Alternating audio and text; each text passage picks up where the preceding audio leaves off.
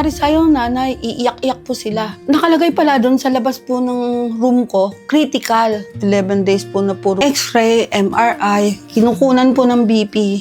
May mga iniinom din pong gamot. Nakalagay po, hypertension stage 2. Aneurysm po pala. Lahi po talaga namin yun.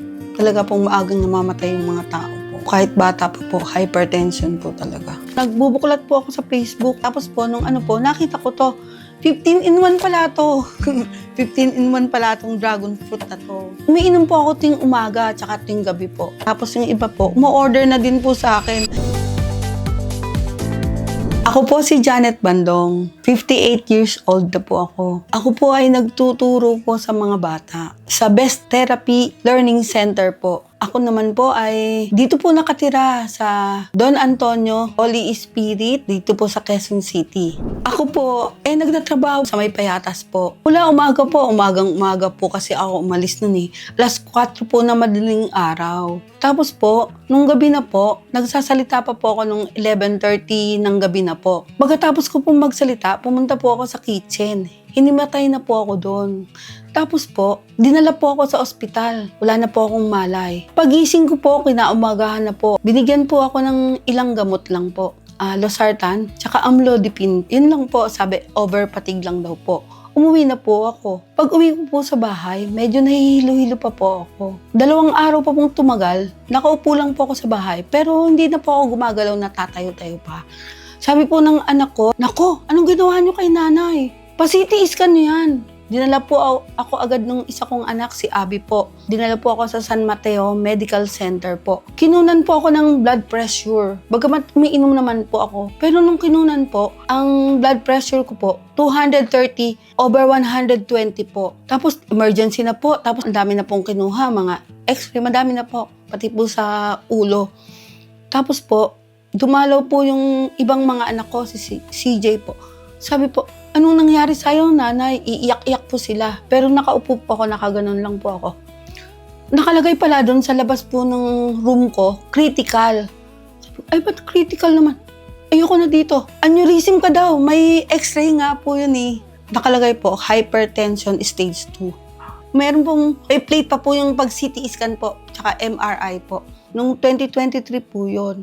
Tapos sabi ko, "Ilipat niyo ako. Di ako magpapagamot dito." Dinala po ako sa East Avenue. Doon po, pumila po kami. Actually nga po, yung kapatid ko pong si Jojo namatay po. Sumunod po sa akin. Kailan lang po yun? Lahi po talaga namin yun.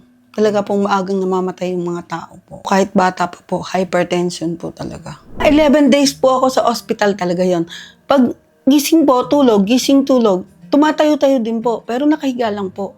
Yung po naramdaman ko, ay, siguro. Kasi po, father ko po maagang namatay po. 42 years old lang po yun eh. Yun po, kaya po sabi ko, "Bahala ka na, Ama. Lagi ko pong idinadalangin sa Diyos. Ikaw na po bahala." Yun po, tanggap ko naman po. Yun lang po, nagpapasalamat po ako palagi sa Diyos at sa palagay ko, kung kukunin niya po, handa na po ako, sabi ko po sa Panginoon. 11 days po na puro ganun. Ina-x-ray, MRI, kinukunan po ng BP. May mga iniinom din pong gamot. Panginoon naman ang may gusto. Wala namang mangyayari sa atin kung hindi pa tayo kukunin ng Panginoon. Sabi ko, pag gusto ng Panginoon, kukunin po tayo. Kung hindi, ganun. Kaya lang, sana mabigyan tayo ng pagkakataon. Yun lang po. Nakalabas po ako ng ospital. Tapos nagtatrabaho na po ako, pumapasok-pasok po ako. Online lang po muna. Nakakapag-online pa po ako. Kasi po yung kalahati po ng katawan ko, hindi ko po na igagalaw ng malakas po. Ito po malakas na ngayon eh. Yun po. Tapos po nung nagbubuklat po ako sa Facebook. Nakita ko po, meron pong mga coffee. Sabi ko, susubukan ko nga itong mga herbal coffee na to. Tapos po, nung nakita ko to, 15-in-1 pala to. 15-in-1 pala tong dragon fruit na to. Yun po, talaga po. Uminom po ako. Nung nasasarapan po ako, nagbibigay-bigay po ako sa iba pong mga kakilala ko po. Nag-o-order po ako. Lagi lang nga po, 2 box lang po nung una ino-order ko. Itong nakaraang buwan po. Tapos yung iba po, umo-order na din po sa akin. Paisa-isa, sabi ko, matagal mag-deliver. Sabi ko, nung naka-order na po ako nito, umiinom po ako ting umaga at saka ting gabi po. Yun po. Pag umaga po, na-energize naman po ako kasi 15-in-1 naman po eh. Minsan nga po, nadodoble ko nga po eh. Sa tanghali po, nakakainom din po ako. Saka po, sa gabi naman po, mahimbing naman po yung tulog ko. Kapag po may iniinom. Kaya hindi ko naman po problema makatulog. Yung kung may iba pong gagawin, tatapusin ko po munang lahat. Ngayon nga po, minsan nga po, 2:00 na po ako natutulog. Pero sa awat tulong po ng Panginoon, nagbibigay din naman po ng energy po. Yung aking mga iniinom, kasama na din po ito. Salamat po sa Panginoon. Actually po, hindi ko po kayo mai-invite. Pero ako po, nagbibigay po ako at marami na pong bumibili po sa akin na ibang mga kaibigan ko po, mga kakilala ko po. Yung ibang nga po nagre-request na, sana Sis Janet, marami-rami. Kasi po, konti-konti lang po na ibibigay ko at na ipapagbili ko po. Kasi po, konti lang po yung na-order ko po eh. Awat tulong po ng Panginoon, kung kayo po, nakita niyo po na, basta sa akin po, effective po talaga ito. Baka po pwede niyo pong subukan. Yun po, maramdaman niyo naman po kung ano po magiging epekto po sa inyong lahat.